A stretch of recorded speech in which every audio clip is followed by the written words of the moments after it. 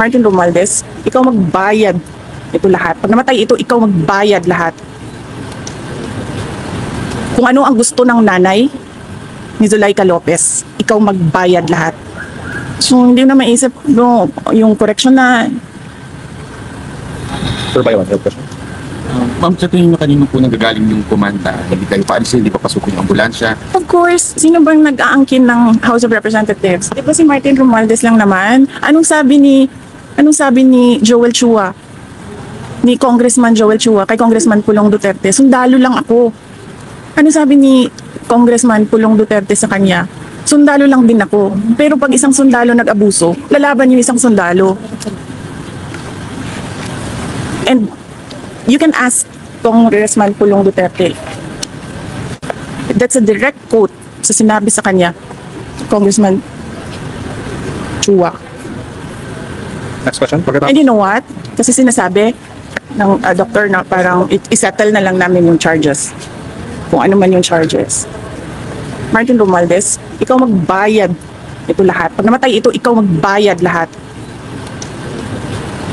Kung ano ang gusto ng nanay ni Zuleika Lopez, ikaw magbayad lahat. Kasalanan mo ito. Kasi gusto mo magpresidente, hinahabol mo ako.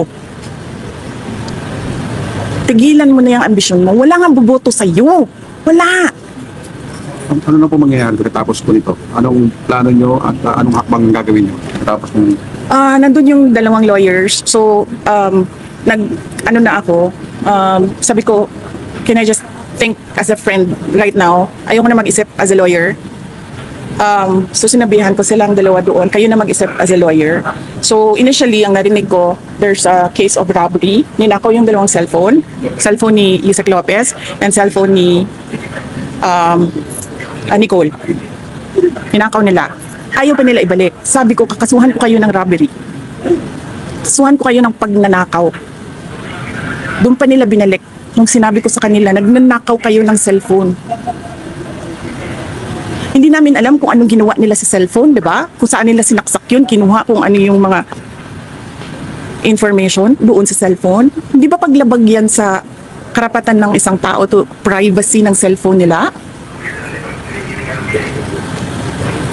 Humingi kami ng tulong kasi hindi namin alam kung anong gagawin doon sa loob. Walang tumulong sa amin. Wala. Alam niyo, kung ako lang yun mag-isa doon, kung wala akong mga security, wala akong mga escort, hindi namin alam kung anong gagawin namin. Buti na lang may mga lalaki. Kasi sila yung nagbuhat, sila yung nag-arrange kung paano makalabas. Wala talaga, nakatayo lang sila lahat doon. Meron pang mga naka-uniform na hindi ko alam kung anong uniform yun ng military ba or police, na tinatanong ko, sir, may sasakyan ba kayo? Sasakyan nyo na lang gamitin namin. Walang ambulansyang dumadating. And then they said na, wala kami sasakyan. Paano? Isip ko pa, paano kayo nakaabot dito? Naglakad kayo? Ganun yung walang pakialam sa buhay ng tao. Hindi na nahiya sa nanay. Hindi naman akusado yan. Hindi naman convict yan. Resource person yan na nagrespeto sa kanila kahit alam niyang mali yung ginagawa sa kanya. Nagrespeto siya. Kasi pakiusap ko, para na lang matapos, sige na lang, para na lang matapos, sige na lang. Nilagay nila doon. Kasi nandun ako sa House of Representatives. Bakit? Sila ba may-ari nung opisina ni Congressman Pulong Duterte? Di ba siya? Dahil sa kanya inassign yung kwarto na yon. Kanina, nagko-cooperate pa ako, nagiging mabait pa ako, sinasabi ko austerity measures yung pagpatay nila ng kuryente. Hindi lahat ng tao doon nagsasabi sa house, hindi pinapatay ang kuryente. Pinapatay ang aircon. Pero ang kuryente hindi. Sa tingin nyo, ano pong magiging hakbang ngayon ng gobyerno matapos po itong nangyari? Tapos sasabihin nila, kasi nandyan ka, so kailangan namin i-on ang aircon, kailangan namin i-on ang electricity. Ano ba sinabi ko? I-off ninyo. Sinabihan ko. Anong pangalan ng general na yun? Sinabihan ko. Sabi ko, sir, hindi ko naman kailangan kuryente. Hindi ko kailangan ng aircon. Sa opisina ko, hindi ako nag-aircon. Ayaw ko ng aircon. And it turns out, nalaman ko, sira pala din talaga yung aircon sa opisina ni Kong Kulon. So wala talagang aircon dun. Last two questions. Ma'am, magiging action ng gobyerno stage, ano magiging hakbang ng gobyerno? Ay wala na ako inasahan sa gobyerno na nakita mo sir, nakita mo kanina, humingi kami ng tulong, walang tumutulong, wala kayong maasahan sa gobyerno na ito. Wala kayong maasahan sa gobyerno na ito. Saan kayo nakahanap mag-promise ng 20 pesos rice? Na, alam niyang hindi pwede. Kayo umasa na magbabago ang buhay niyo, gaganda ang Pilipinas dahil sa gobyerno na ito. Ma'am, kanina matagal po na hindi kayo pinalabas, di ba? Ano nagkumbinsi sa kanila na payagan na po kayong madala dito? Di, nagsabi na ako kasi wala nga ambulance. Nag-request kami ng ambulance. Si doktora nag-request na ng ambulance. Nag-request kami na nag-request. Nandun na yung ambulance. I don't know gano'ng katagal. How many hours yung ambulance doon? 3 na. 3 hours ang ambulance nasa gate. Wala pa naman nangyayari kanina eh. Walang nangyayari. Ang ginagawa lang niya, umiiyak siya, yes. Pero sinasabi lang namin na she's not safe. She fears for her life. Hindi siya makiisip ng maayos.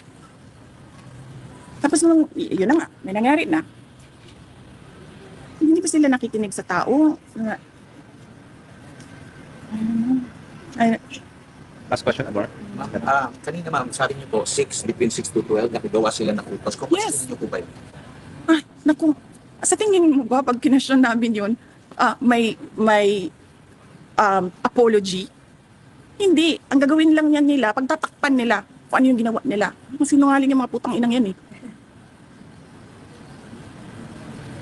Pamilya na sinungaling yan. Lahat ng nasa Quadcom, yung lahat nasa good governance, pamilya ng sinungaling yung mga putang inang yan. Ano sinasabi nila lagi pag naka-off na yung mic? Hindi namin gusto yung ginagawa namin. Putang ina, bakit niyo ginagawa? Diba? Magsasorry, uy, pasensya na. Tapos sabi kay Inday, it's nothing personal. Nothing personal, sinira niyo yung pangalan ko. Okay lang yan. Papatayin niyo yung kasama ko sa OVP. Putang ina, hindi na kami mag-cooperate dyan. Hindi kami magpapakulong sa inyo. Humingi kami ng tulong kanina, walang tumulong sa amin. Nagsasabi na yung abogado kanina, bordering on homicide. Attempted homicide. Nagsasabi ako sa mga taong nakatayo doon. Sabi ko, ano ba inaantay natin? Antayin ba natin ito na mamatay bago tayo pumunta sa hospital? Kasi pag namatay, sabi ko, hindi ito sa hospital pupunta, sa punerarya, Porlon. Kinahanglan nato din Anong tanong? Message na po, ma'am. O may meron kayong message sa taong bayan. Well, hopeless. Hopeless. Sabi ko, we are on the road to hell. This country will go nowhere. I'm telling you. Telling you. Walang papupuntahan itong bayan na ito. Wala silang ginagawa. Galing ako sa loob. Naging cabinet member ako. Wala silang ginagawa. Sa totoo lang. And personal knowledge ko yan. Kasi I was there. I sat there. I listened. Rinig ko. Lahat. Wala nang papupuntahan ito. Sabi ko nga sa inyong lahat, BBM, Lisa, Martin Romualdez, o kung sino pa man yan dyan, gusto humabol sa akin, drag me to hell. Go ahead. Tingnan nyo. Okay, ma'am.